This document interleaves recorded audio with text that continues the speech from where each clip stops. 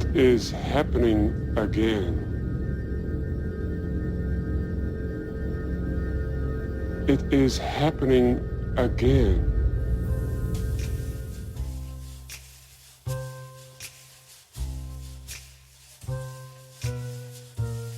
Diane, I'm holding in my hand a small box of chocolate bunnies. She's dead, wrapped in plastic. I got good news. The mule wash is going to come back in style. My name is Mike. His name is Bob. This is a damn good podcast about Twin Peaks. Every week, we fans, watch an episode of Twin Peaks, build it up and tear it down. We try very hard to avoid anything but vague spoilers for future episodes, so you can rest easy. But you should probably watch the episode of the week before you listen. Anyway, join us in the Pacific Northwest for cherry pie, coffee, and murder. Damn good coffee and hot. Welcome to a damn good podcast about Twin Peaks. I'm Cooper, and with me I have... Hi, it's Miko. And this is Ophelia. And tonight we are talking about Season 2, Episode 4, Laura's Secret Diary. Dun, dun, dun. So some amusing things about the behind-the-scenes people on this episode. Todd Holland, who's directed a lot of television and co-created Wonder Falls with our good friend Brian Fuller. Yay. Also responsible for that cinematic masterpiece, The Wizard. Oh. You remember the 90-minute commercial for Super Mario Brothers 3 and the Power Glove? The Power Glove. The Power Glove. It's so bad. Yes. I have the power. All right, something completely different, but I felt like I needed to say it. Completely. I needed to say it. It was written originally by Jerry Stahl, and if you've heard of the film Permanent Midnight, starring Ben Stiller, that is an adaptation of a book he wrote about his time in Hollywood. He was a pretty prolific drug user and had a pretty explosive meltdown. And they had to bring in the three big guns, Mark Frost, Harley Payton, and Robert Ingalls, to fix his script. I got little bits of information about this from Brad Duke's book, Reflections, An Oral History of Twin Peaks. And if you haven't read that, you ought to read it. But it basically confirmed the, oh, dear God, we've got a pile of shit script. And, I mean, if David Lynch had been around, they probably would have brought him in. Yeah. Now, this does have the single most interesting shot in all of Twin Peaks, I think. The single most interesting shot? It's my favorite. It's one of my most memorable. It's that long pull-out of the ceiling tiles. Yes. Oh, yes. Screaming, where we hear a heartbeat stop, and we hear all sorts of weird noises, only to find out that Leland in the sheriff's station is having a little episode. Yeah. It was quite possibly one of the most Lynchian of the non-Lynch episodes. Like zooming in of an ear. Yes. It is very much like that. Yeah. And Ray Wise, I mean, oh my goodness, MVP in this episode. Absolutely. Yeah. I mean, he's MVP, I think, possibly the Whenever he the shows whole show. up. Yes. Might be my favorite. He steals the show every time he's on. He doesn't even steal it. He just picks it up and walks away. It doesn't. it's like not even breaking a sweat on that guy. Oh no, he's owning it. That just watching that whole scene unfurl, and everything that's going on in his face, and the slow sort of it goes from the madness to the contemplation of loss to the tears, and I'm just like, Ray, you were almost too good for this second season. You I really like the objectiveness that he has. You know, when he talks about waiving his right to an attorney, in just so straightforward. He was looking for someone, the man who killed his daughter, and the moment where Cooper and Harry realized that they signed Jacques' death warrant. Yes. What made you think he killed Laura? Well, you arrested him. Yeah, they have that moment. Yeah. Where they make that realization. You get to spend that time with, each of them. Harry sort of hangs his head a little bit. And you can tell it weighs on Harry. I think you also see a little bit of Cooper's long time big city law guy, Yeah. Where this is a thing that happens. It's horrible, yes, but this kind of thing happens. And you know that Cooper's not taking the responsibility for that, whereas Harry probably let it crawl up on him. Oh yeah. And having that, I thought it was interesting that they never confronted Leland with, well, he was just a suspect. Right. Just because we arrest someone doesn't necessarily mean that that's who it is. Leland, an attorney, should know that. Yes. Exactly. Leland's discussion of absolute loss is something else here. Yes. It's more than grief. It's deep down inside. Every cell is screaming, and you can hear nothing else. Yes. Yeah. Heavy script there. Yeah. And you get Cooper with that one great moment. I doubt any one of us is a stranger to grief. Mm-hmm. But Ray Wise's performance when he talks about killing Jacques and you see him crying, but it's breakdown, so heartfelt and wonderful. And yes, I think you're right, Miko. Ray Wise deserved a better season 2. Yes. Than we get. Yeah. Ray Wise deserved to not be in the same episode where someone named M.T. Wentz is the subject of a joke by fucking Hank saying, "Empty who?" Yeah. Oh, yeah. Just want to beat him to death with the flashlight at the end. Just why couldn't Jonathan kill him instead of becoming blood brothers with him? Yeah. Exactly. It's like, oh, please. Just, because I can't. It was way too much Hank in this episode. Way too much of the worst Hank. Yes. The Hank that's putting on his little glee. I'm not a bad guy. I'm just a folksy, charming. I'm just a waiter at the diner. I mean, come on. Oh yeah, and I'm with you on this, Norma. We're gonna get some flowers. It's like the guy in the 1940s movies talking about we're gonna put on a real show here in the backyard. Right. My uncle's got a barn. Yeah. I mean, Mickey Rooney. He is not. No, we have another character who's basically Mickey Rooney in this episode, and we'll talk about that later. It's a very interesting episode. Yes, it is. Yeah. There is the nice moment where Doc Hayward says parents shouldn't bury their children, and anyone who's been through what Leland has, and then he's accused of, do you sympathize? Yeah. The murder here? And then, we leave this tense, compelling drama to talk about Andy and his sperms. Yeah. Yes. And we have a fairly significant masturbation, imagery here. He goes, I love the Hayward's just going to wait in the car. Yes. His brown bag. Yeah, just kind of throws the vial at him and is like, put it in a brown bag. I'll go wait in the car. And of course, Andy crashes into Lucy with a copy of Flesh World, that same copy of Flesh World we've seen over and over now. Oh, yes. Going into the rest rooms. Yes. I like this odd. whole I found that odd, the rest rooms. Yeah, that is true. It's usually just restroom. Yeah, or men, women. Yeah. There's just doors to, I don't know. Maybe that's nitpicking. It might be. I don't know if it. Yeah, men's. I don't know. Maybe, unless it's just a single bath, but it's a single plural. bathroom. It's plural. It's plural. I don't know why. We get a little bit of information here. Hawk found that no one named Robertson ever lived next to the Palmers.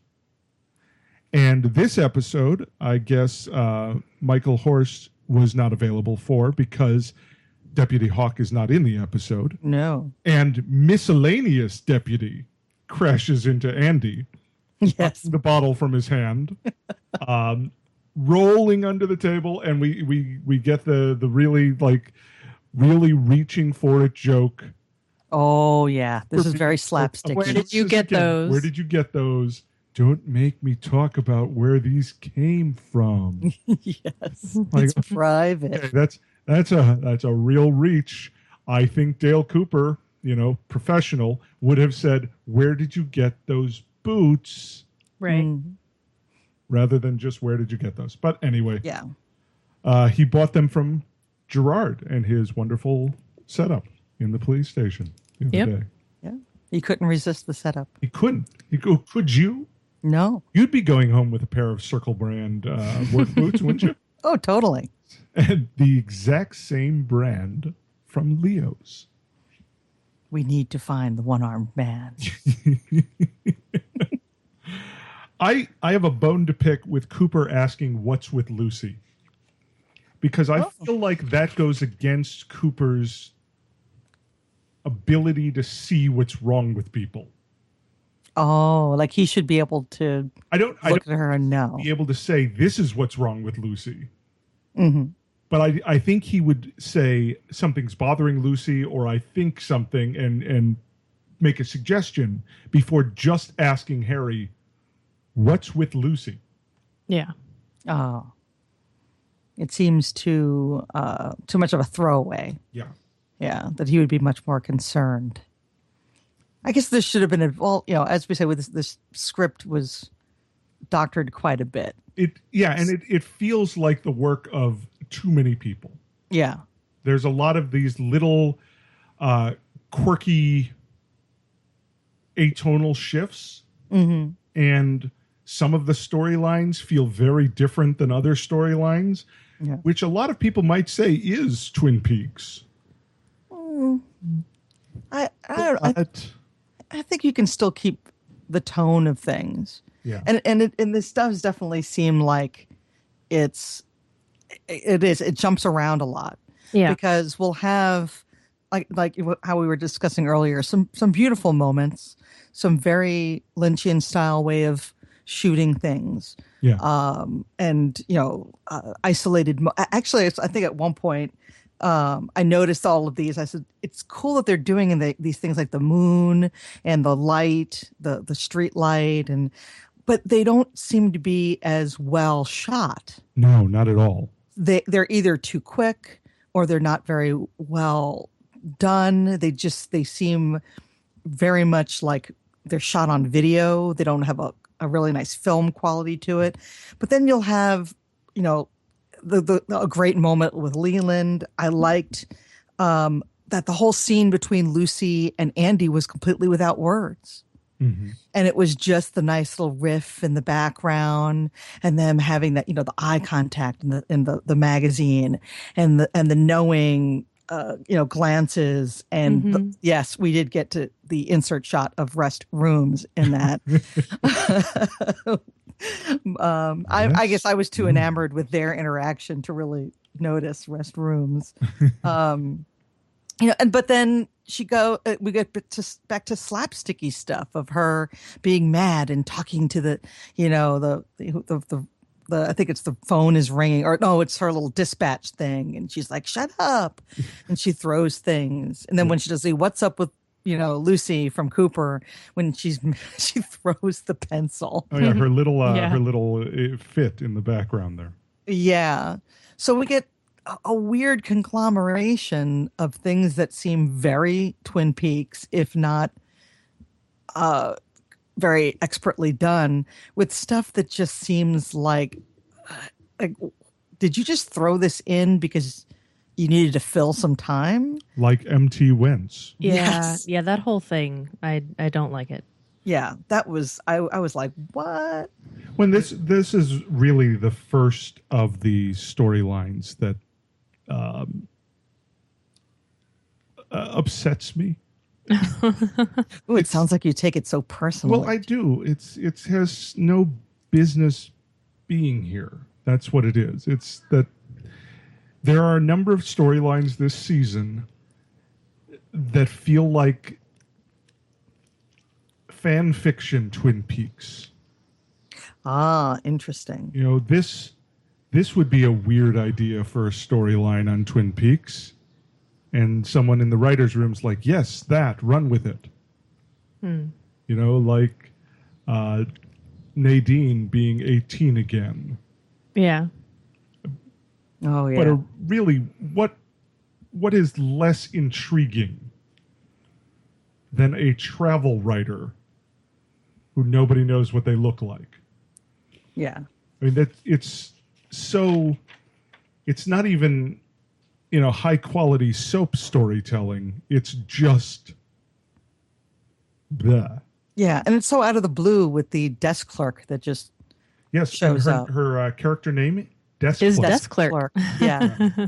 I looked to find a character name, hoping that I'd be able to do that. I thought that she would because she has a name tag on. She does. She does, And yeah. I think Ben calls her by a name. Calls her at some something. point, but I'm not sure. Yeah, I couldn't quite make it out. But it's like, you know, they come into the walk and talk, and it seems so out of the blue and odd because it doesn't, you know, I don't know, maybe it seems like it's a setup for other things because then, you know, at some point you're going to have mistaken identity happening. Yeah. Mm-hmm. So we get to set up some, you know, humorous, again, slapsticky comedy later on, but it's not furthering the plot really. No, not at all. And then it goes over into the diner and it gives us way too much Hank. And Yes, it does. Maybe that's it. Maybe that's why I can't handle it so much. Yeah. It has to do with Hank. I mean, it's. Yeah, we should have had less Hank and more Toad. Yes. We don't definitely More Toad. I feel like we just watched a bunch of Bob's Burgers, and I feel like Toad is the Teddy Yes, of the Double R Diner. a little bit. Yeah. But I feel like we're not getting James, so they're filling James's Did we? spot James with wasn't in James this wasn't in this episode. episode. No. No, we got Hank as his Mercifully. replacement. Oh Yeah. my! Well, that was lovely, wasn't it? And no Bobby Exactly. either. No James, Bobby, no no Bobby. James. Bobby's No been Honk. absent No, we had a lot of people absent in this for episode. 3 episodes now. I Yeah. think. Fascinating. Yeah. Okay, yeah. So desk clerk is pitching her own spin-off, I think, where she runs the Great Northern. I don't buy that a travel writer who would go to the Great Northern would also stop at the Double R Diner. Yeah. Yes. Because the Great Northern has its own restaurant. It does. Yeah. So I don't And it's buy much that fancier. the desk clerk at the Great Northern could recommend No. another eatery. Yeah. But Ben is impressed. You know, Yeah. it's not even 9:30, and she's already done a good day's work. Well, he's pseudo impressed because he does the eye roll as he walks away. Or Yeah. the face drop. yeah Whereas he's With the no smile longer face. smile goes away. yeah exactly, and she does her little yay. Yeah. Like he could be less concerned. Yeah, He should be. Yeah, I mean, really, that's good because, you know, he has to wander into a more important storyline instead. yes. And he finds doesn't Jean know Renault that. in his office. Do you guys think Jean Renault brought the TV? No, I think that was probably in You his think that office. was in Ben's office? It I doesn't think go so. with his decor. I don't know. Yeah, it did seem kind of odd. It did. I don't know, maybe the But it stays there. So I mean, unless Jean Renault, his whole, you know, kidnapping schemes also come with a television. Comes with the TV. Yeah. his own Built in AV. VCR too. Yeah. Fancy. Yeah. So Jean shows Ben a video of Audrey, and Jean is just the messenger, and they requested a lot of money. This got very complicated. Very Oh yeah, yeah, and further complicated by Jean's questionable accent. yes, indeed. Unplaceable So, accent. I gather that Jean is double crossing Blackie. Mm-hmm. Yeah. I don't understand how Jean is involved in the first place, other than Bernard's death. But what does that have to do with One-Eyed Jacks? I feel like he's probably the heroin dealer. Maybe. I mean, he's involved in the coke run with his family, so he's probably doing other things. Bernard or Jean? John. Okay. You don't think it's just you killed my brother? Well, maybe, but but it seems odd that he would show up at One-Eyed Jack's. You mean to why wouldn't he just go south and take care of the people who killed his brother? Good question. I don't know. Maybe it has something to do with Nancy. Maybe. This seems like it's awfully convoluted. Yeah. Well, I mean, Audrey is. But then how would he know that Audrey was up there? Exactly. How would he know? Unless Blackie called him, but Blackie seemed surprised he was there. Yeah. Yeah. Oh, yeah. This does not really tie together very neatly, does it? It's a lot of holes. No, yes. A lot of holes in this one. Also, a lot of holes in the wizard. And there we are. So, you know. Exactly. And is understandably upset that now he has to be partners with Jacques Renault. But he also, I like how he makes the point. I thought this was like equal compensation. Like he doesn't think money and Agent Cooper is equal to his daughter's life. Well, Ben's a businessman. Yes. Yes, exactly. He knows the value of a life. Oh, yeah. That whole thing, I think they should handle the middleman. Yes. Was very much. Yes, the cost of the middleman. The kidnappers ought to pay. Yes. Why do I have to be liable to the middleman? They should be paying you if you're just the messenger. Yeah. But John like switches everything in the, you need a partner because, everyone there is pickpockets and fools. It's like, he's totally changing the tide here. Yeah.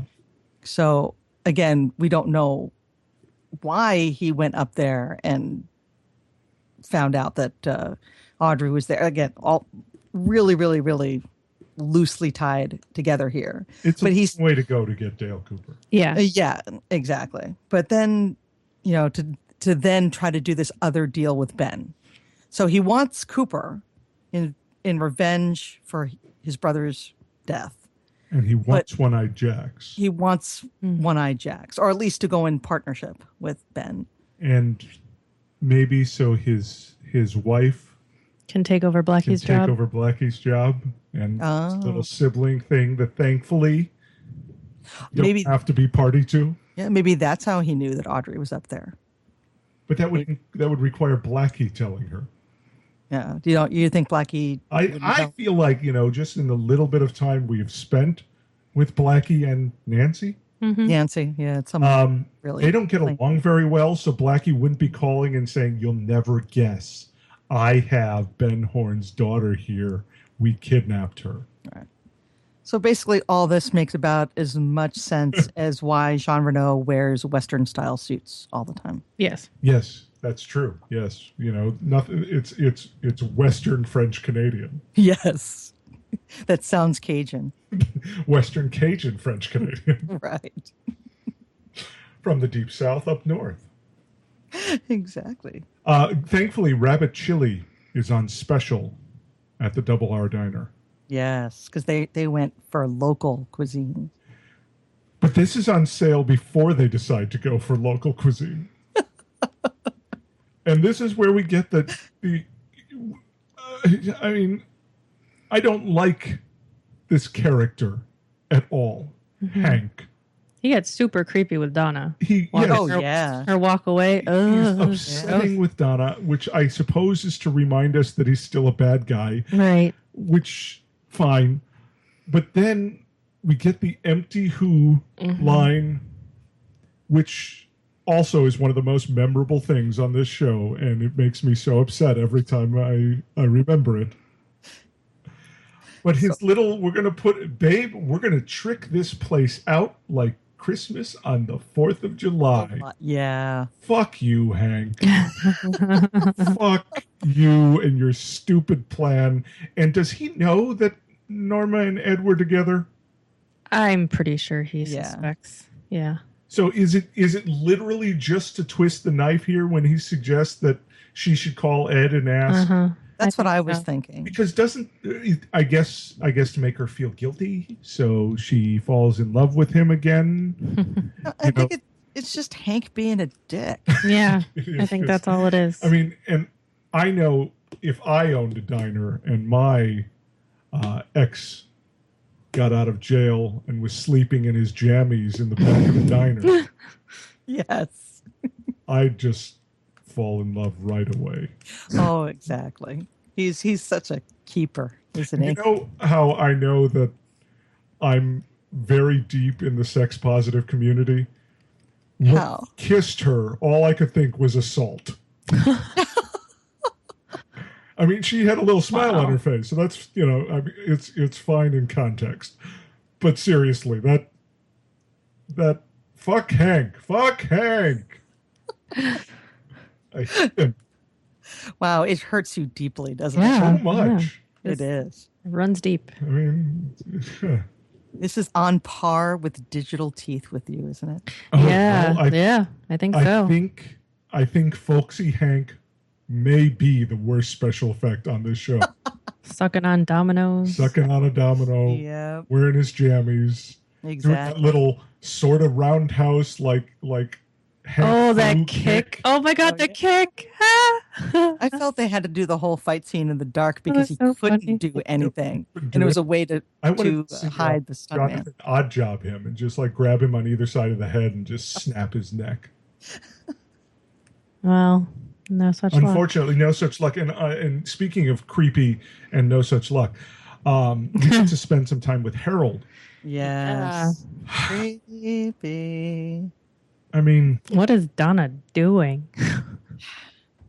She's intrigued. well, she's stupid. He is way less bland. Yes. Way less bland. That is true. Maybe that's we can just blame James. This is all James's fault. James, in his never-ending blandness. Yep. He Drove her to madness. He may be a creepy shut-in, but at least he's interesting. He is a creepy shut-in who apparently has lots of friends and lovers.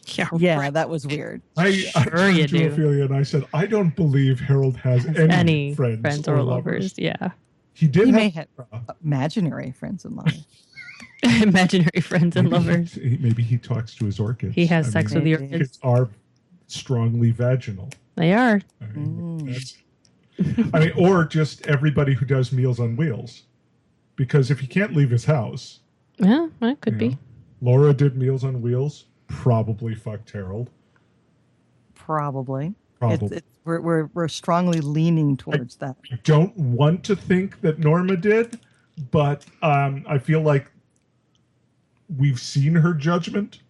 How many different people are doing Meals on Wheels that he could have a list of friends and lovers? Well, I know, I think in Fire Walk With Me, Heidi, the other employee of the R&R, who we only see in the first and last episodes of the series, I think she also does Meals on Wheels. Giggly Okay. Heidi.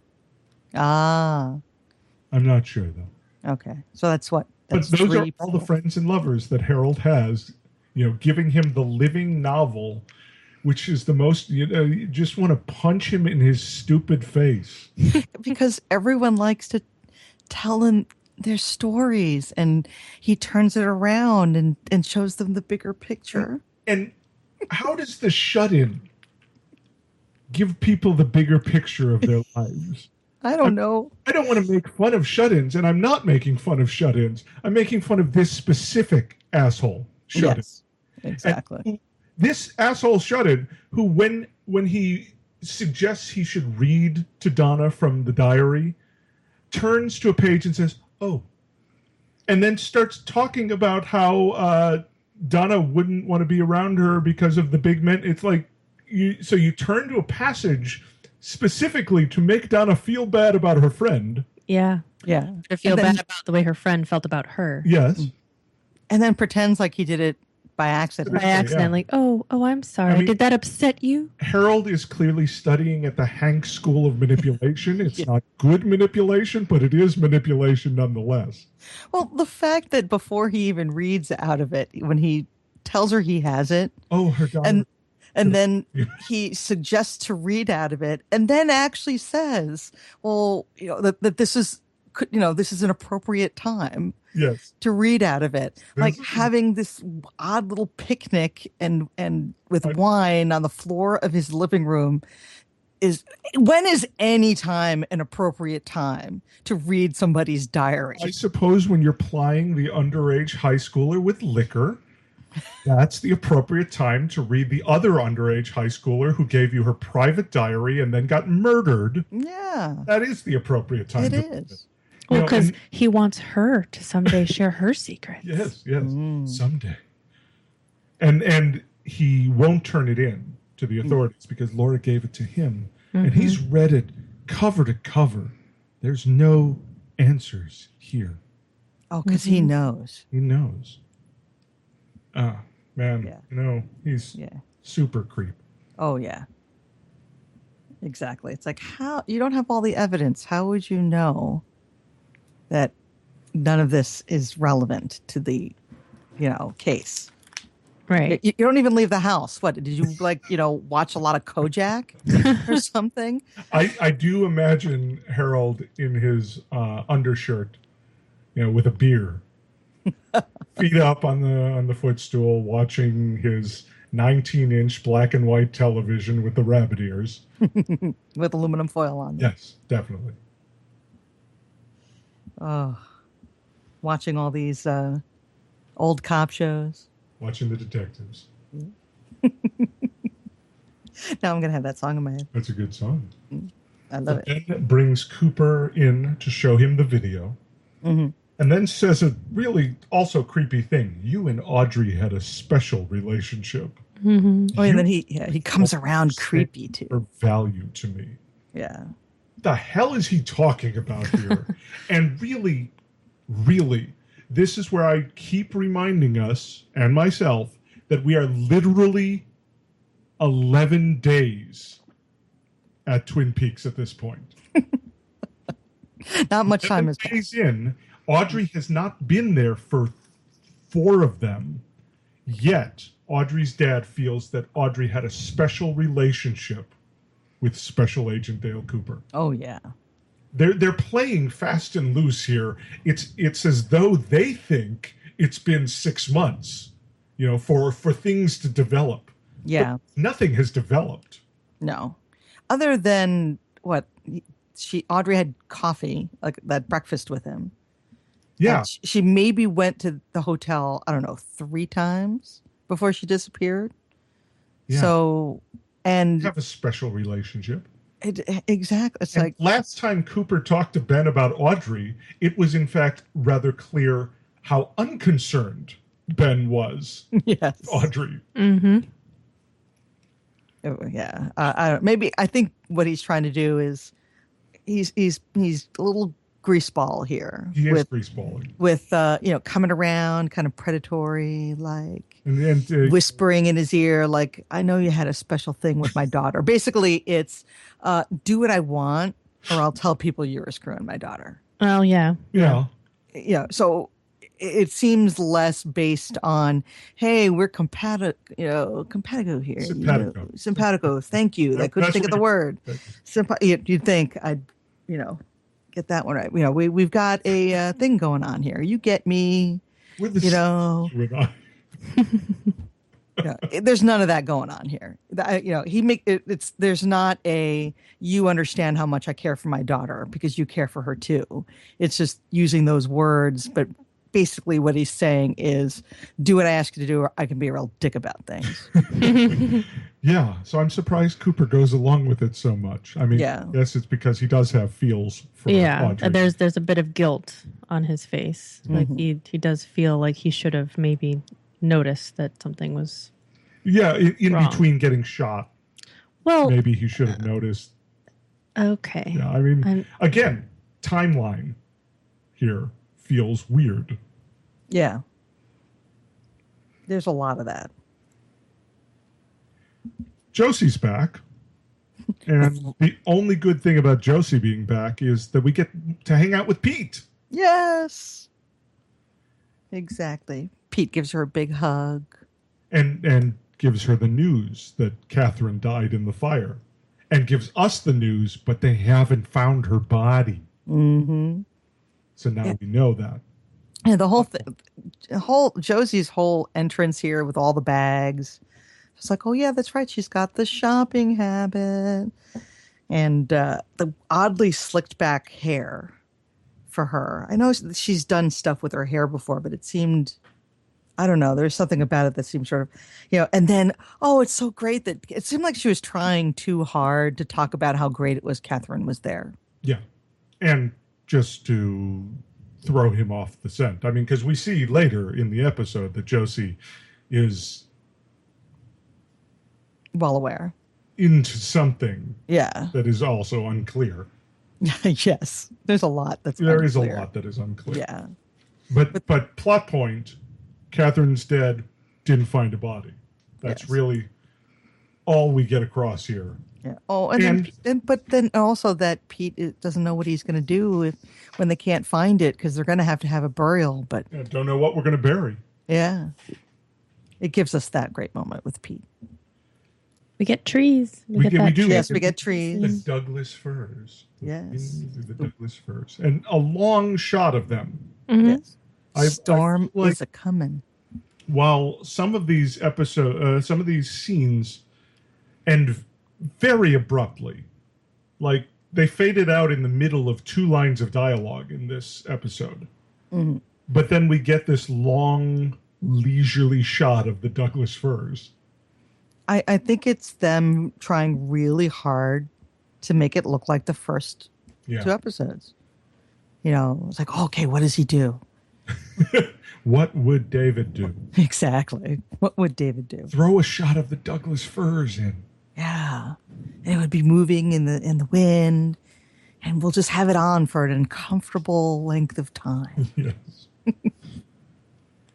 Emery, more of a slime ball than ever before, pulls very drugged Audrey in. Audrey tells Jean Renault that Emery hit her. I somehow don't. I don't believe it. I don't believe it either. I believe that she made it up, and that's why she feels all that, like, I don't know. It seems like she was more than normally upset that he gets shot. Yeah. Yeah. I, on the other hand, if she's taking responsibility, was not more than normally upset well, that Emery of course you weren't. Just glad that he's gone. Really, I would love it if somebody cleared out the cast a little bit at this point. Like Hank and James. Yeah, Hank, no if James. just we could get a bloody Sunday real quick. It's the Twin Peaks purge. This one of them purge planets? Yes. I love it. So Emery blathers about being a reasonable person until Jean Renault shoots him. Yes, in between the lovely drugged out POV shots. Yeah, that is cool. Kind of sideways walk. Sherilyn Fenn is the hazy. room is moving. Mm-hmm. Yeah, the camera is moving back and forth. We're experiencing her drugged out. She's got the heroin sunken eyes. Yes. Oh yeah, everything about her is just screams heroin, doesn't it? Well, I look forward to a day when Sherilyn Fenn actually has something to do in an episode again. Yeah. Unlike some of the characters, it seems like her contract would not allow them to write her out of an episode. Oh, so that way? Yeah. Because other characters have nothing to do and they're just not there. They had to give her something to do. Audrey's been in every episode and has done pretty much nothing this season. No. I think this is probably the most dialogue she's had since the beginning. So I imagine Audrey, Donna. I would have said James, but that was proven wrong. But Audrey and Donna. Shelley wasn't in this episode, Maddie? Was she? No. Maddie was in every episode. So maybe Cheryl Lee has that same deal. Yeah. There was no Ed and no Ed. No Ed. Nope. No Nadine. Thankfully means no Nadine. No comatose Leo. No Sarah. No. We got Leland. We did get Leland. Thankful. Thank God we have Leland. So let's go back and talk about Andy and Lucy again. Yes. And I really did like when Cooper comes up and says, I think we're at the point where it would be healthier for everyone if you got what's bothering you out in the open. And there he's back to being Cooper. Yes. And so we find out backstory. Lucy and Andy dated for 1.5 years until she started to notice things. Yes. The thing she noticed is he never exercises, never washes his car, and doesn't own a sport coat. Yes. Very shallow. All right.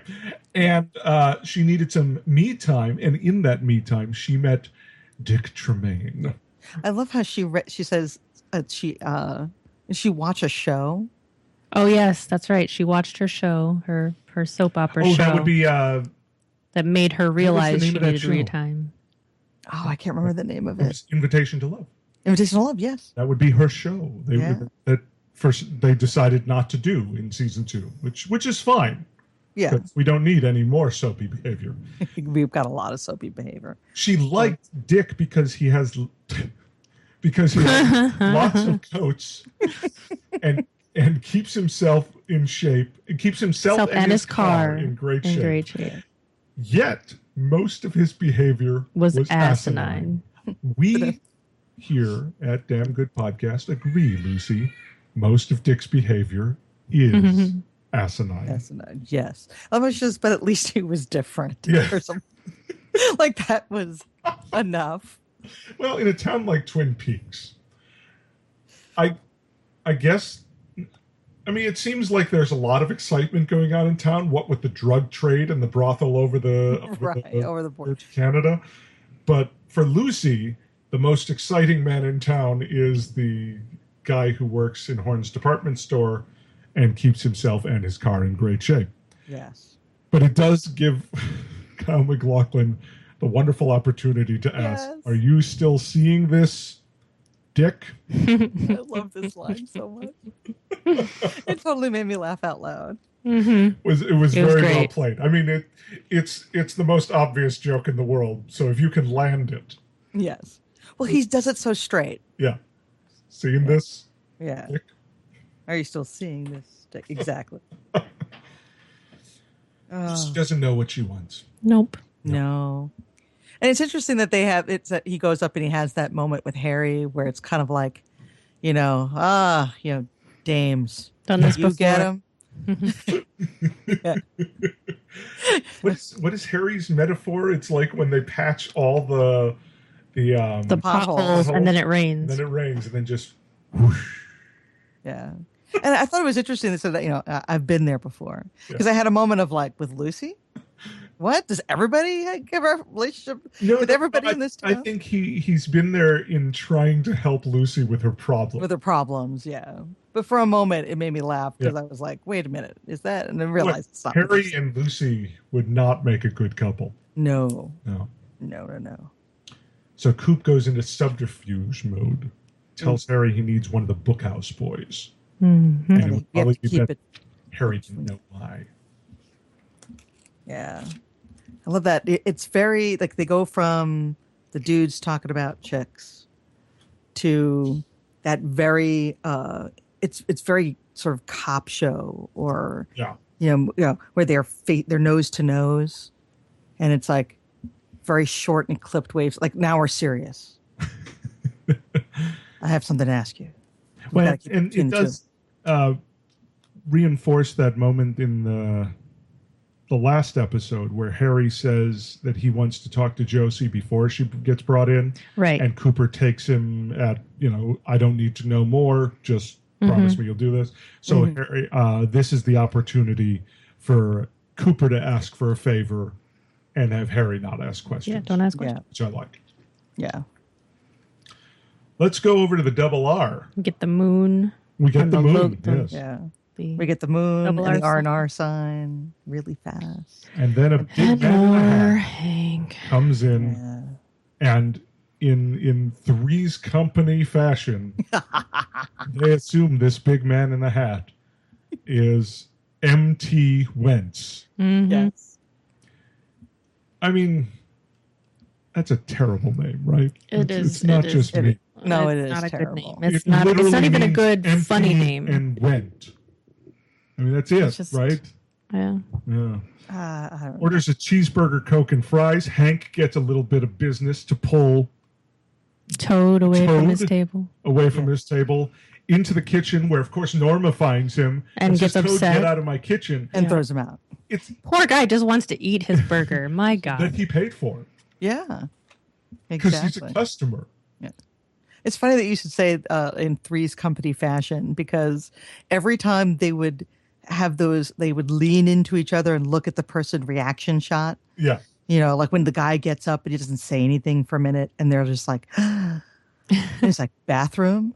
They're like, oh, right this way, over here. Yes. Oh, we just finished painting it and it looks really nice. It is completely 80s sitcom reaction shots. It's like they wandered into a very bad television farce. Yes. And did you notice when Hank went to take the guy's wallet, even though we know why he's taking the guy's wallet, He wraps it in the napkin. we get the creepy Twin Peaks I thought music. that was weird. Mm-hmm. It's like we're in quirky diner mode. It's like, hey, quirky TV show. And then it's like, oh, drama, but it's not really drama. No. Meanwhile, on the other side of the portal chocolate cake, Yes. Donna and Maddie are talking. The cake is alive. Oblivious to the farce happening around them. Exactly. Apparently they're allowed to eat there. Toad isn't. Well, they are in a noir movie. Right, because Donna's smoking. Donna's smoking. It is. It doesn't even look like they're in the same location. No, the only reason we know is because we pass over the cake. The cake. Display. And the today's ask us about today's special sign. Yeah. The chili. The chili. They do linger on that cake for a really long time. And the cake is clearly a lie. Yes.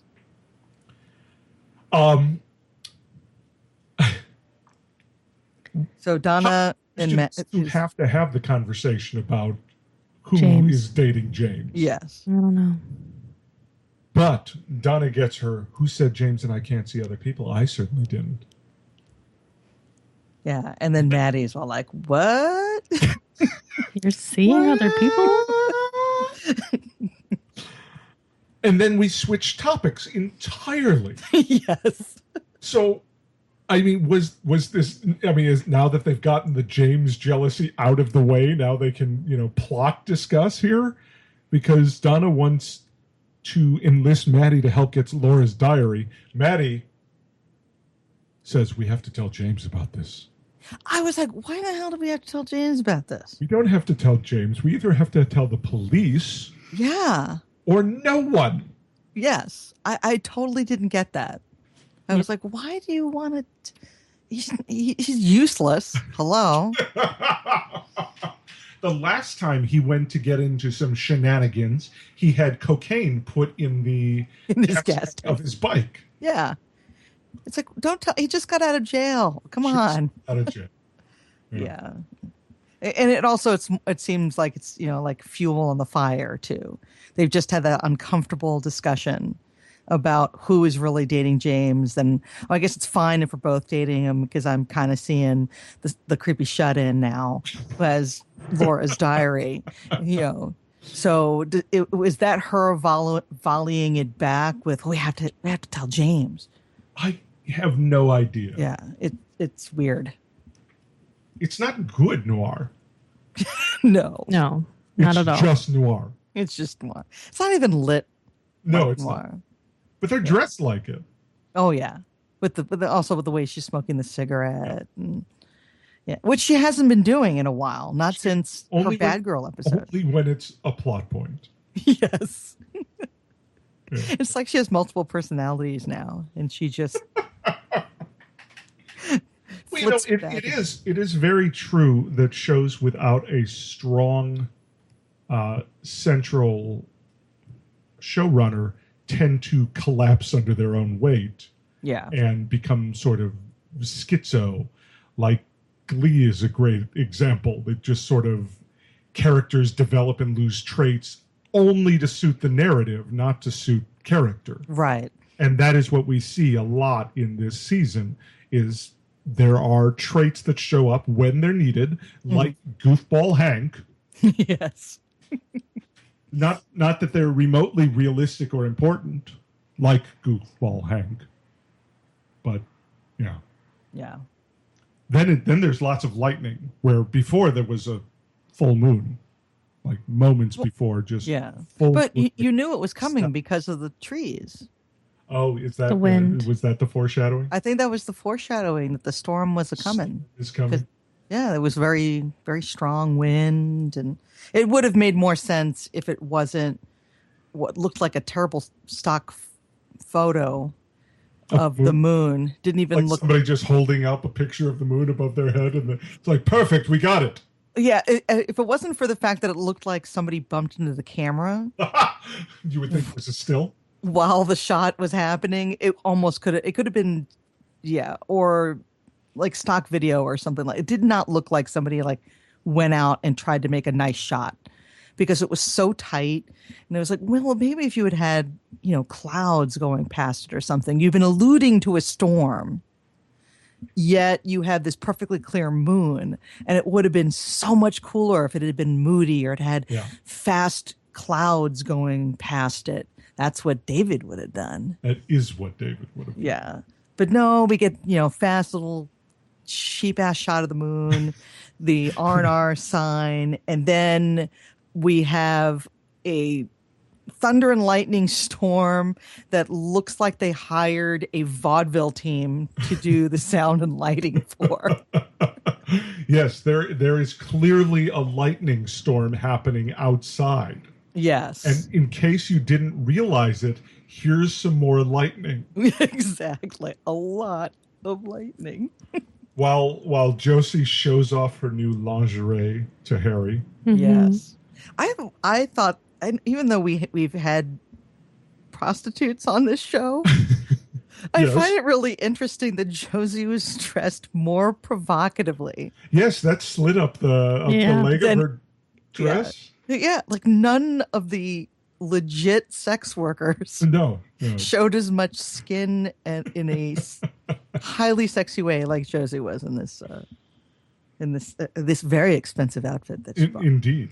Yes. That she may be keeping those Seattle businesses in business just by her patronage. Apparently, yes.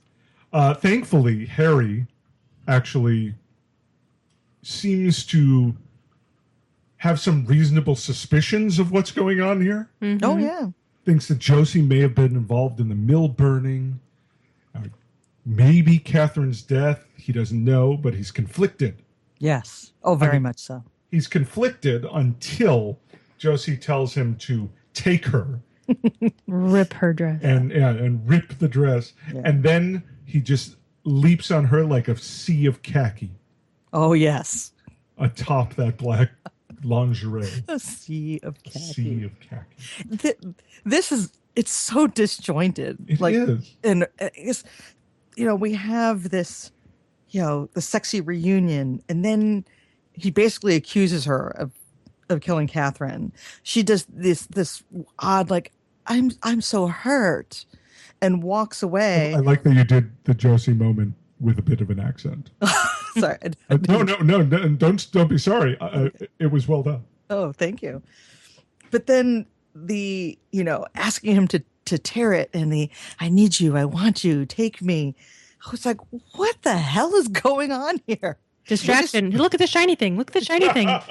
Is that what shiny thing? I have a shiny thing. No, I think that's totally it. It's just, It's you think I killed Catherine, so I'm just gonna get in your pants. Yeah. You're gonna forget. That's all she can do. Have a vagina. It's like, so guilt isn't going to work for you. How about what sex? About look at these? Yes. You want it. And so does the Chinese man who stands in the rain yes. window with the lightning. Oh my God, there. Super creepy. Yes. Standing in the rain. I mean, like, this is the town sheriff inside. Mm-hmm. You know that there's lightning going on because there's tons of it. Yes. But you're going to stand that close to the window to watch this. Mm-hmm. Yeah. I mean, he could just get up at any moment. He has a gun. And see you. Yeah. And then, then an entire plot line would be taken care of, really. So maybe he's happy. Maybe he's into watching. I don't know. Do you like to watch? But I think also what was disappointing about it is that it was meant to be kind of like a Bob jump scare. Yeah. Yeah. Because it was already a cheesy, the camera is going to pan away because we're almost primetime and we can't show anything. Yeah, it was very much almost that Silk Stockings-esque, we're going to show a fireplace. I have not thought about Silk Stockings in a long time. Yeah. And made me think of that moment in the Truman Show where they're about to have sex and then the audience is just like, no, they're just gonna pan away or show like the curtains blowing. Right. And that's exactly what they were doing here. They were doing there's a voyeur outside. Yeah, so you think that's all they're going to do. Is all we're going to pan away and we're going to look at the blinds, and then we'll cut. But then the lightning flashes and there's creepily lit man, but he wasn't scary to me. He was he's not scary because we've seen this guy a whole bunch of times already. Yeah, just kind of hanging out. And he hasn't done anything, so he's not scary. He's not scary. Bob, scary. Bob is scary. This man, not scary. It's almost like a comparison. It's you can see David Lynch in a meeting, like he comes back toward the end of the season. It's like, okay, let me show you here. Yeah. Bob is scary. Asian dude. Not so scary. Hank, not scary at all. Bordering on comical. But not intentionally funny. Right, exactly. Because every time he tries to be intentionally funny, you just want to hit him so hard. Oh, yeah. And then we do the not so scary man out in the dangerous thunderstorm where he could get hit by lightning. Yes, he could. To the Santa cup on the counter. Yeah. What do you think of that bit of set dressing? I believe Twin Peaks happens in February, end of February, beginning of March. I believe that's our timeline here. Oh, maybe it's Christmas in July. Wow. So do you think Hank went out and got that? I don't know. Maybe. So you're saying wow over here while looking at a whole bunch of really terrible silk stocking posters. Well, I wanted to remember the cast, and the first thing I see is the female lead looks almost exactly like Sherilyn Fenn. Oh, really? Yeah, take a look. I mean, from back then. Maybe not that picture. She does, especially in a low resolution picture. In a low resolution. I think that was kind of a look. She really set. Wow, she totally does look like Sherilyn Fenn. If you scroll and look at all of them, she totally looks like him. The dude looks like Matthew McConaughey in the Dark Tower photos that have been released. Oh, interesting. It's crazy. I don't remember what anybody looks like from that show. Well, look at that little smirk, that smile.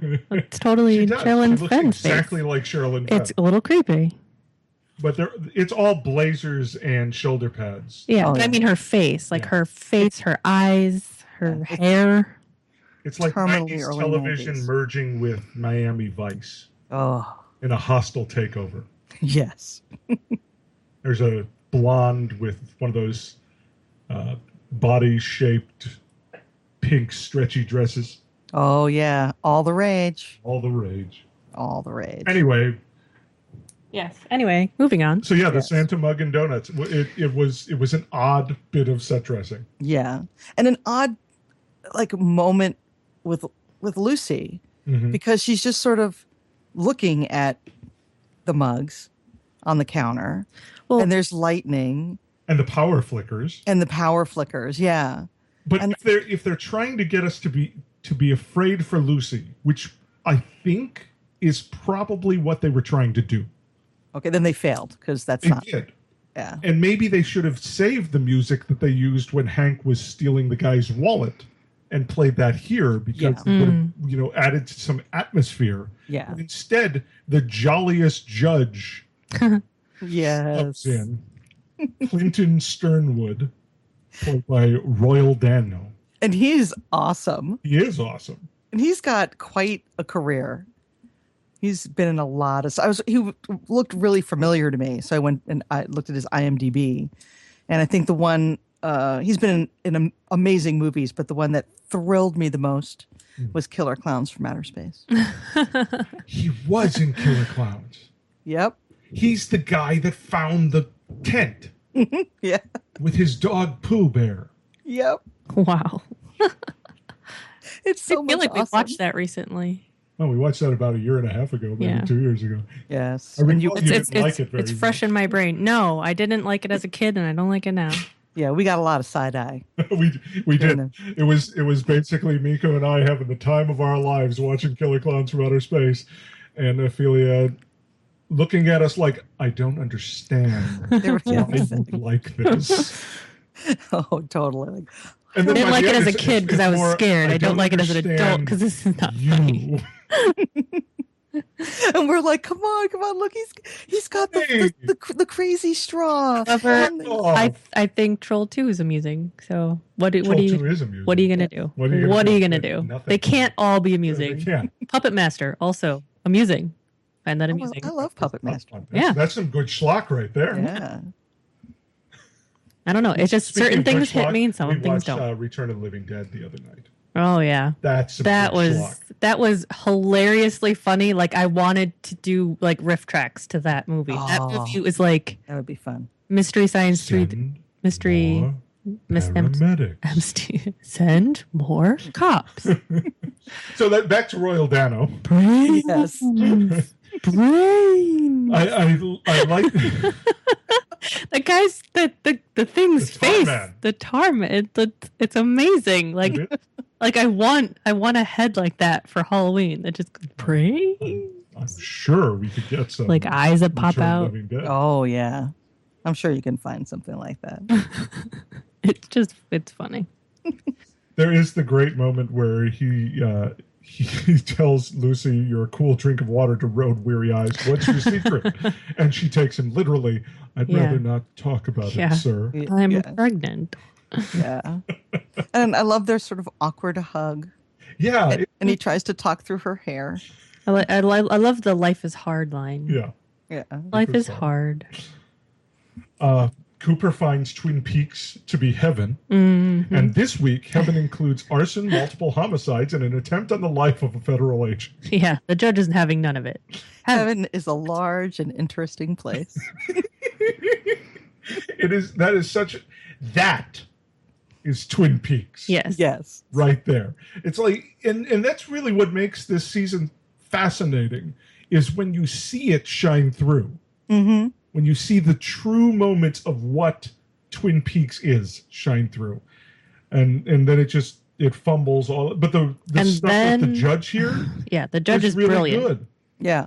That's the thing, is this was like a good moment. You had that wonderful dialogue that is almost somewhat poetic in the way he's having, he's sort of like the cowboy poet, and then the character of him is so broad, but done in a wonderful way. You got the look of a man with Philly problems, and he's all, everything's peppered with this cowboy talk, and his outfit is just wonderfully oddly cowboy. It's not even like authentic with the massive hat. Yeah. A massive hat and the white bowl. Yeah, basically almost a poncho too. Yeah. This big coat. And they all have these great moments, and then Dick shows up. Yeah. Oh, and ruins then the whole thing, brings everything down. Scene. This is worth noting. This is another one of those episodes that tries to tie its scenes together. Yeah. So we have a lot of little moments that happen interconnected. And yes, we had this great scene with the judge, and then Dick shows up. Yep. And then we go back to a great scene. Like it's like, why are you bringing down this whole thing to Dick's level? You want to be that studio exec that looks at it and says, okay, I like this, and I like this. This part in the middle here. Mm-hmm. Can you just not so much. Get rid of that? Can we fire that guy? Or even if they had to have it for whatever stupid reason, it shouldn't be peppered in between these two things, or shouldn't be placed in between these two things. That's how you blunt the bad shit. No, whatever. You cram it between two pieces of good shit to make it more palpable. to make it more palpable. Yes. I don't know. Here, Instead, I've got some bad shit for you. So Dick here's Tremaine, some. Offering to pay for Lucy's abortion. Yeah. To take care of the little problem. To take care of the little problem. Yeah. And they go for, the obvious comedy here of I've been deeply ashamed and I must do the right. And he makes it sound like, I've had time to think about it. And I'm going to pull out a ring and marry you. Yeah. Right. Or he's going to do something, or I'm going to take care of you. But no.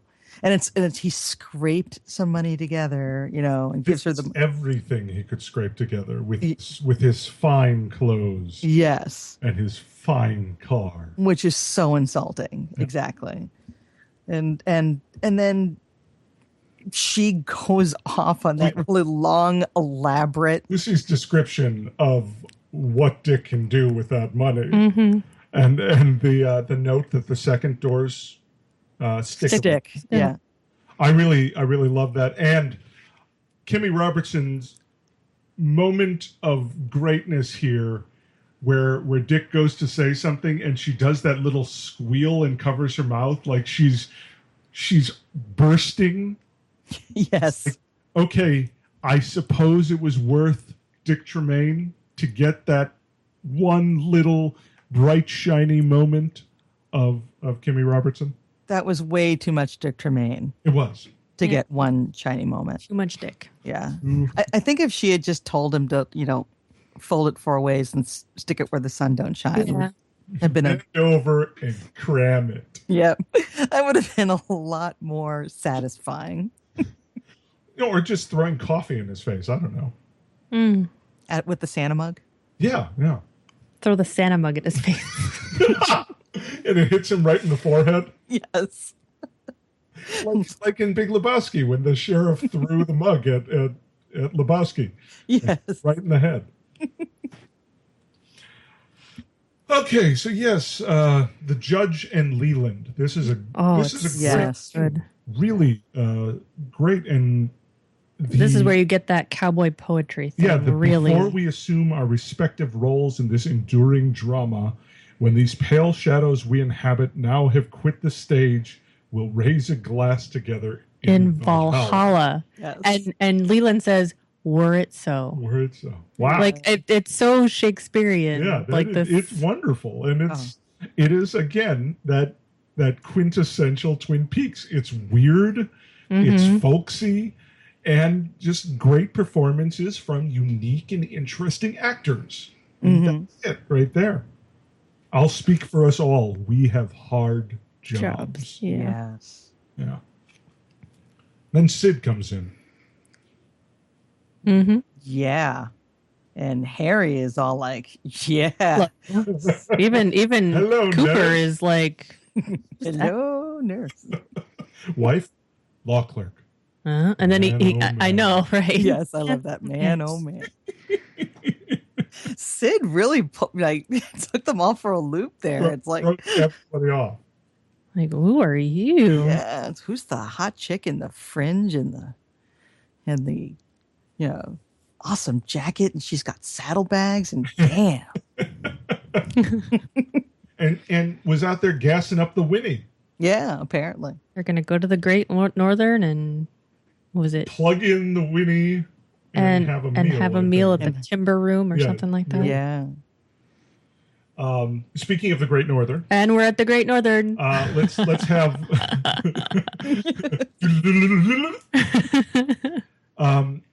the Tri-County Lumber Queen semifinals. Yes, are going on right now. A bunch of women in yellow bathing suits. Day to day has more conventions. Yeah, it does.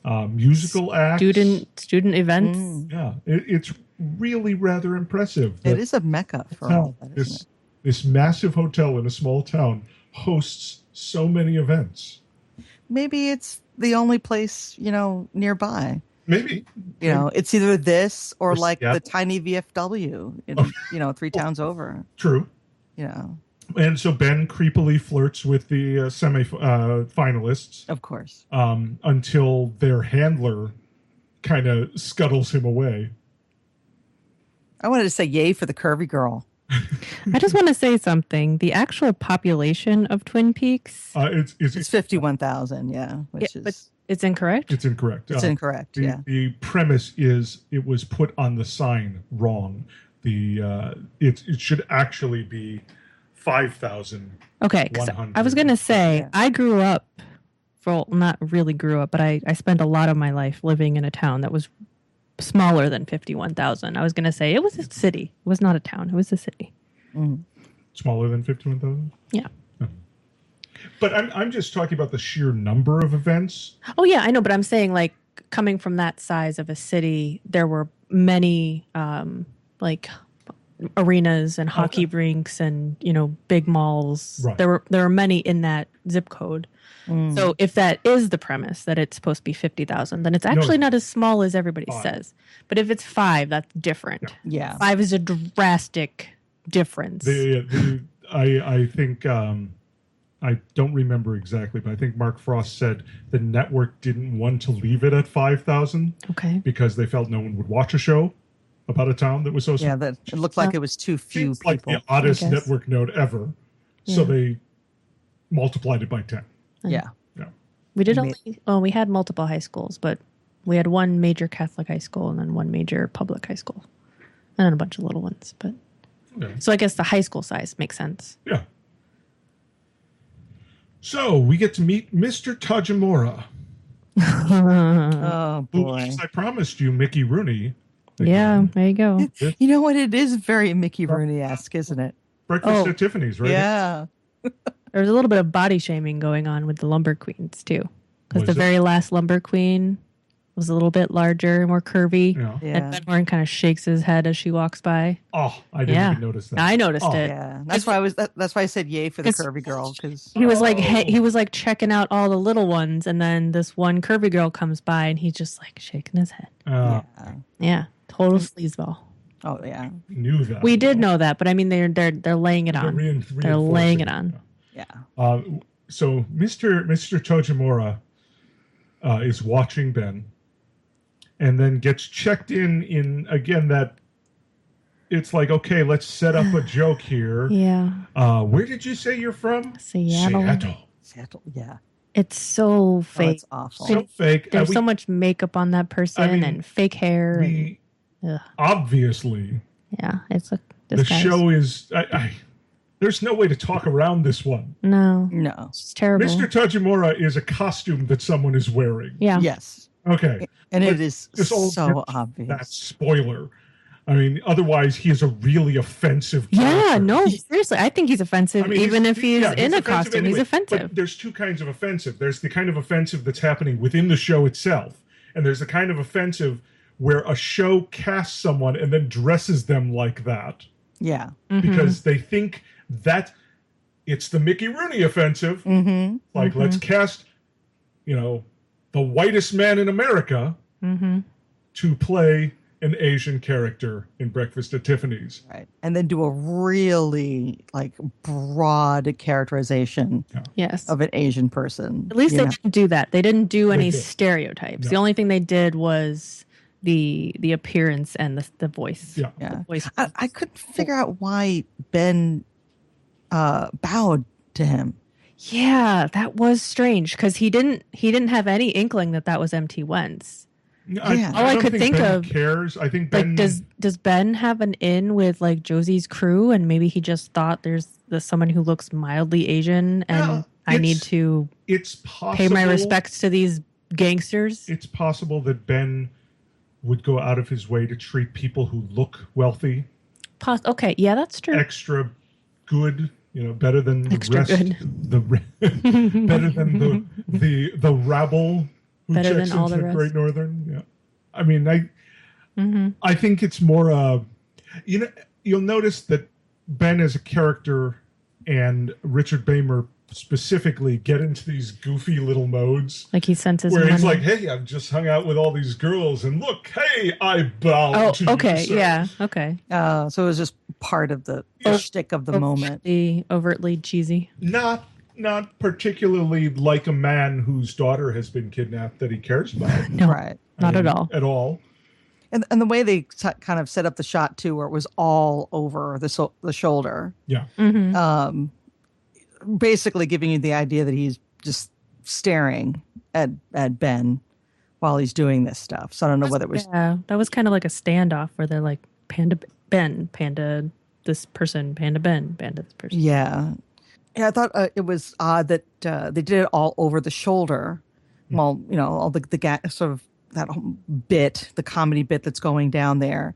And then he turns and they have their moment where they see each other and they do the bow thing. But it also looked like they did this a couple of times during the show where they're trying to sort of do the layered look that Lynch does, where there are people in the foreground and then people in the in the middle and then people in the back. He does that so beautifully where he uses the depth.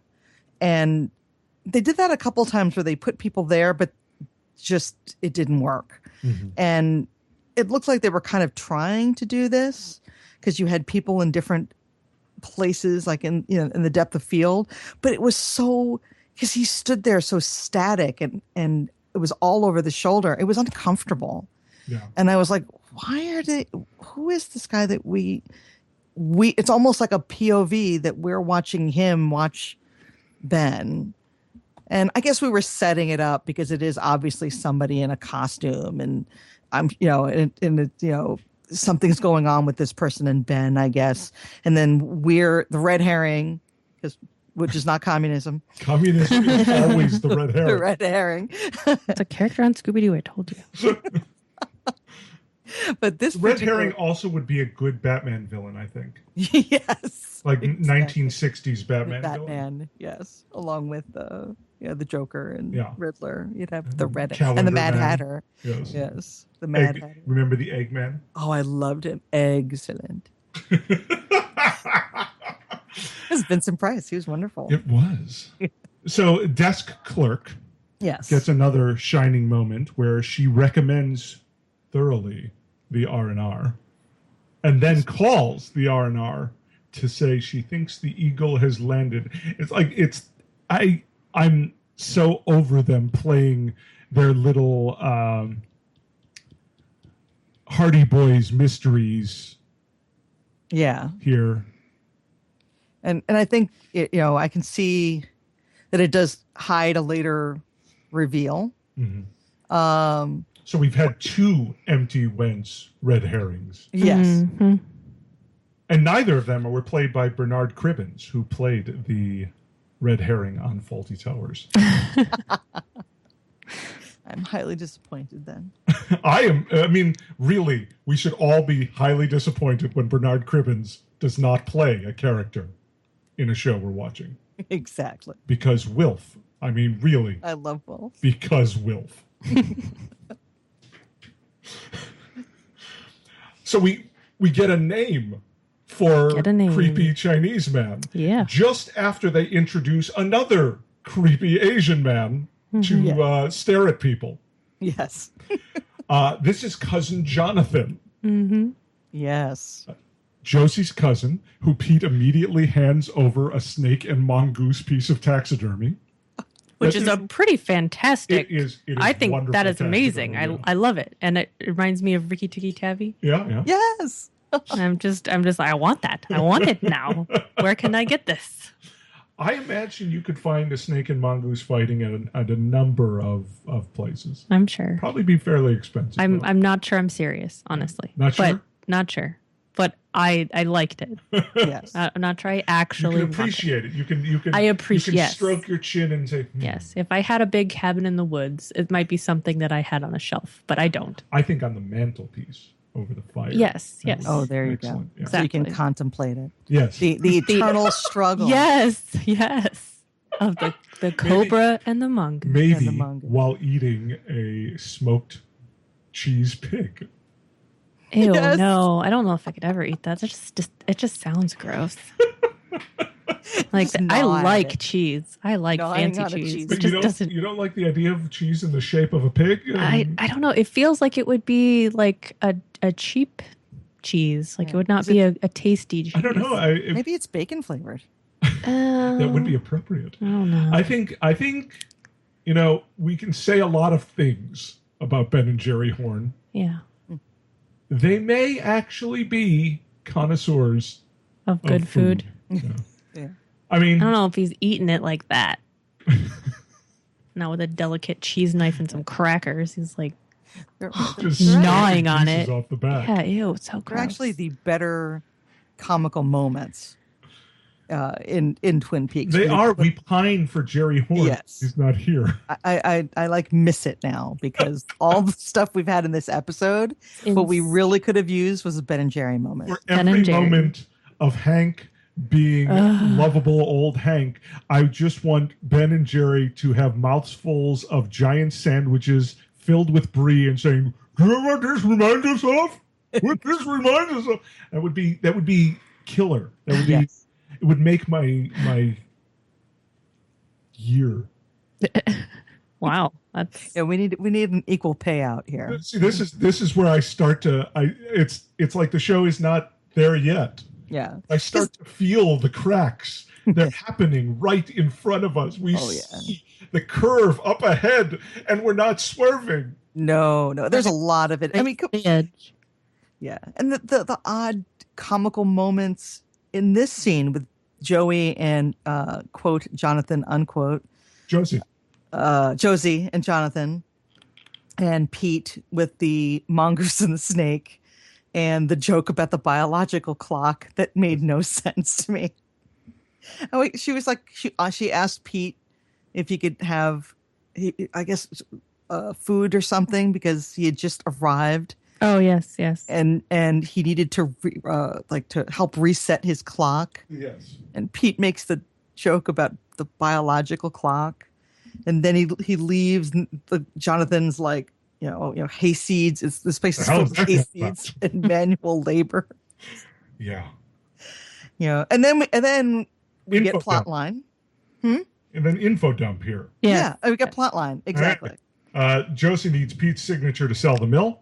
Yep. Take her Because Pete 2 is days. Catherine's heir. It'll take about 2 days. Yep. And they are expected back in Hong Kong by Mr. Eckert.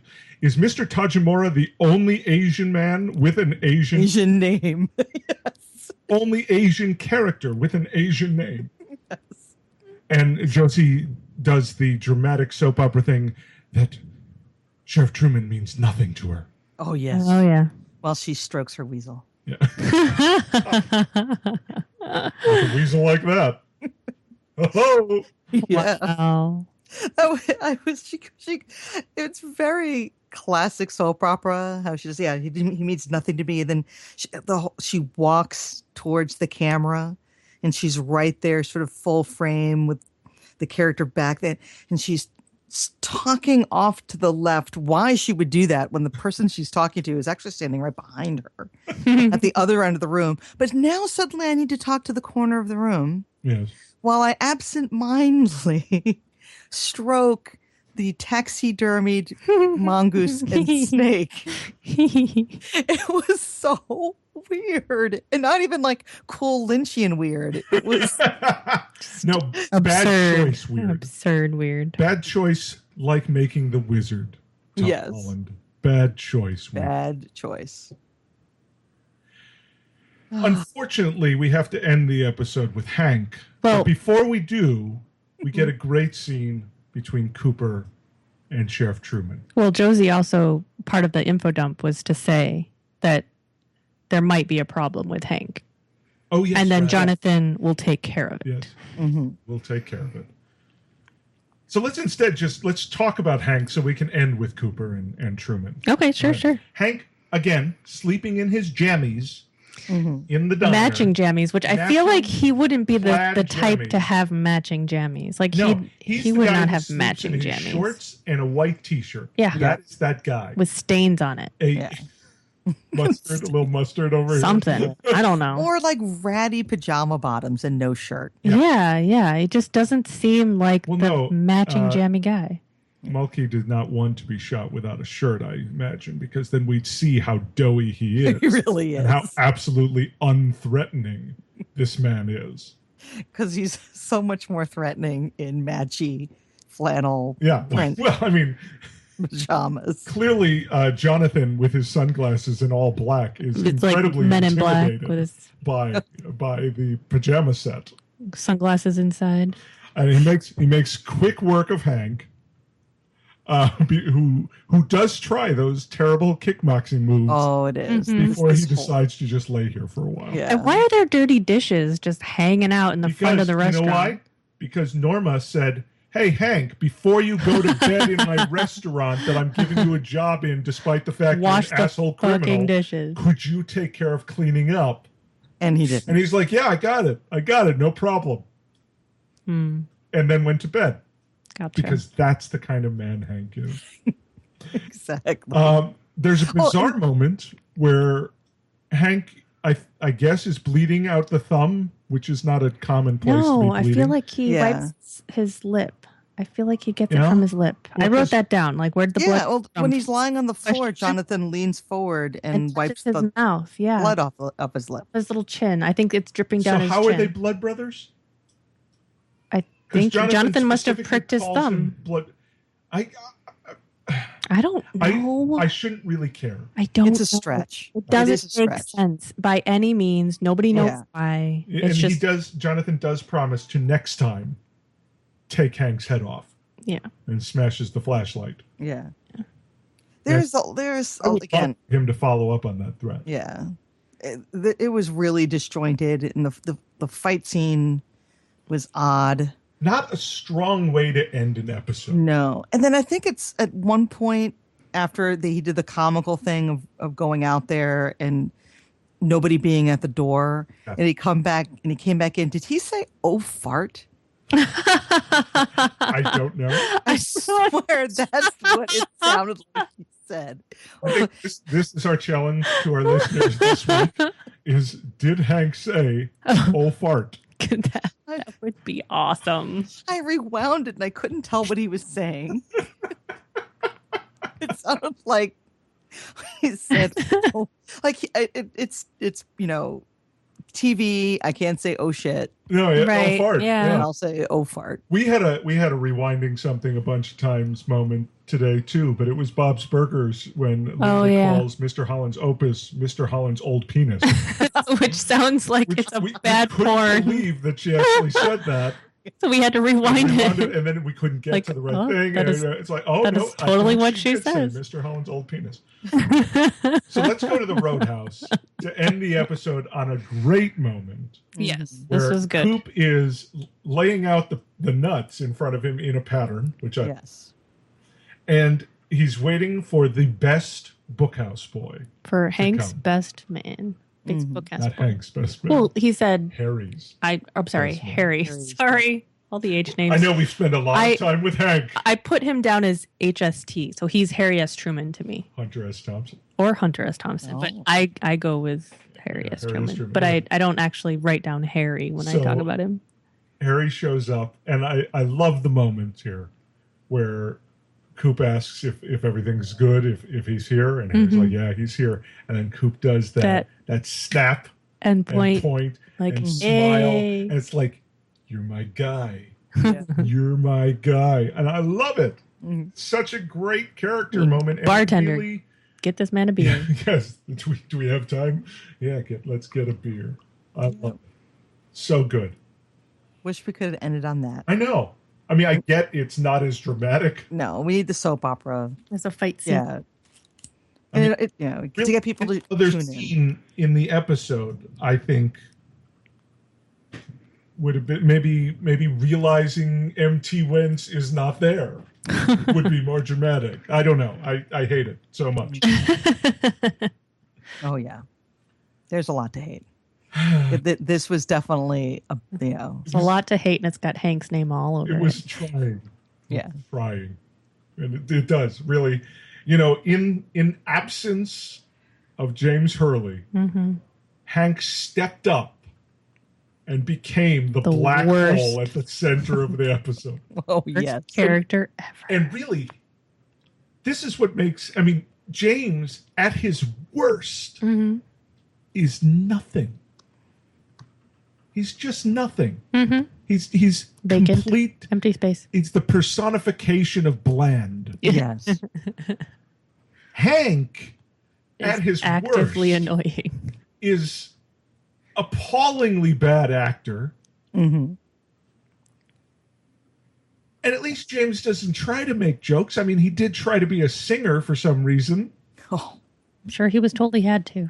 David Lynch told him he had to, and then thought it'd be funny. It was like, well, what if he can't sing very well? What if, hey, no, bring it up a little. I feel like David Lynch would be like, no, higher. And James is like, I don't know that I can sing that high, David. It's like, no, bring it higher. I feel like David Lynch did that. Sing like a soprano. Did that to hurt us. To hurt us? To hurt James, to hurt us. Is this like the 2001 Space Odyssey? This is This is purely for vocal torture. Yes. Oh, man. So, yes, that was an episode of Twin Peaks. Yes. It was. was. Okay, so I'm gonna say there are 3 tiers of episodes in season 2. Okay. There are very good episodes. Mm-hmm. There are thoroughly mediocre episodes. Mediocre. And then there's horse shit. Worse than horse shit. Worse than horse shit. Worse than. Like a horse ate the shit. Oh my God. And then shit it out again. Oh my God. Oddly enough, I think this was a combination of all 3. Yeah, I was going to say there's which parts puts of this that which were puts really us in good. I mean, mediocre. I Leland. think it averages out. It averages out. Leland is amazing in this episode. Yeah. Get a lot of good from the judge. We get good from Leland. It's another one of those episodes where you feel like if you could just cut it down to a solid 22 minutes, Yeah. it would be much better. It would be. You could cut out half this episode. Yeah, you could. And just keep the good stuff. So we'll see what next week's episode is. You know, I hope our listeners enjoy when we dislike an episode as much as they enjoy when we do like an episode, because you're going to get some serious dislike coming up. You know, if you want a taste of that, go listen to the final episode of Eat the Rudecast, where we dislike the shit out of one of our favorite shows. No, Hannibal. No. Oh. Right. Yeah. Right. Never mind. I thought you were talking about the show itself. Or, for a more accurate... The movie. I would say for a more accurate example, they should listen to the Red Dragon podcast. Because that is a fairly accurate translation to season 2 of Twin Peaks. There are moments of real, true greatness there, surrounded by incompetence and mediocrity and some horrendous decisions. Oh, yeah. Oh, there was definitely a lot of bad decision making. Yeah. The kind of decision making that just leaves you flabbergasted. That you should be fired. Whoever did that should be fired. Yes. How do you feel? Yeah, because Hannibal Rising was just like someone didn't quite get it. They didn't know what they were making. You know, they it was just sort of poorly managed. Whereas Red Dragon was like, we could have made something really good here. Only we tried. Yeah. We just actively made the decision not to. Yeah. So on that note, Miko, where can they find more of you online? You can find me on Facebook as Miko Technigeisha, on Twitter at Technigeisha. You can find me at technigeisha.com and lifeontheswingset.com. You can also find me at sexualhistorytour.com if you want to learn a little bit about sex and history. I take you on a little trip. It in your head. Yeah. The sexual history tour. It always does. Okay.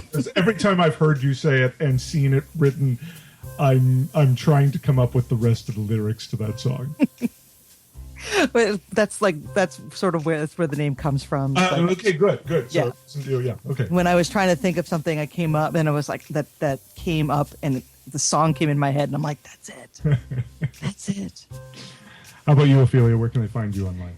They can find me on Twitter at Ophelia Tesla or on at Gmail at opheliatesla@gmail.com and on Facebook at Ophelia Tesla. And that's with two eyes. As Ophelia Tesla. Yes, 2 eyes. I never spell it out. Ophelia. Because you can find me in connection with these 2 other lovely true. people. You can degrees of separation. Yes. We're all linked. You can find me at most of the major social networks at Cooper S. Beckett, coopersbeckett.com, and Life on the Swing Set podcast and swingset.fm network for all sorts of sexuality-related podcasts and my 2 books that have lots of sex in them. So, the award-winning, award-winning, yes. Life on the Swing Set was named Best Lifestyle Website Information category. They probably put that better than I did, but it was a legitimate award. I was really impressed. Yeah, it was a major award. Major award. It's a major award. Did it come in a box that said Fragile? Fragile. It did come in a fancy box. It must be Italian. I should stencil Fragile on you that should. box. Or just a sticker. Yeah, like a big yellow and black lettering. Fragile. You can find this show at Damn Good Podcast on Twitter, Damn Good Podcast on Facebook. Contact at damngoodpodcast.com to email us, especially if you know the answer to did he or did he not say, oh fart? Or make a case for why he should have said oh fart. Hank just seems like the kind of guy who would fart. Oh fart. Well, we already don't like him. Might as well class him down more. And if you enjoy our show, please on iTunes rate us and leave a review, as that really, really, really is the only way to get noticed on Apple's closed door platform. So, please. Because we'll be doing this right through to the new series. Dun, dun, dun. And we had I don't know if you 2 ladies saw the trailer for the book. I did not. Okay. No. I will send it to both of you, and I will put it in our show notes. It is a video trailer for the Mark Frost novel that's coming out in October. It's kind of cool, kind of interesting. Ooh. Until then, until the next episode, the owls are not what they seem. Hey, this is Dan Savage from the Savage Lovecast and Savage Love, and you're listening to a Swing Set podcast at Swing Set FM. Both Cooper's memoir, My Life on the Swing Set, Adventures in Swinging and Polyamory, and his new novel, A Life Less Monogamous, are having summer sales at coopersbeckett.com. Pick up the ebooks of either for only $4, or the audiobooks, read by Beckett and me, Kat Stark, for only $9. These summer specials won't last, so head to coopersbeckett.com now and get your copies. Signed paperbacks are also available. Both Cooper's memoir, My Life on the Swing Set, Adventures in Swinging and Polyamory, and his new novel, A Life Less Monogamous, are having summer sales at coopersbeckett.com. Pick up the ebooks of either for only $4, or the audiobooks, read by Beckett and me, Kat Stark, for only $9. These summer specials won't last, so head to coopersbeckett.com now and get your copies. Signed paperbacks are also available. Both Cooper's memoir, My Life on the Swing Set, Adventures in Swinging and Polyamory, and his new novel, A Life Less Monogamous, are having summer sales at coopersbeckett.com. Pick up the ebooks of either for only $4.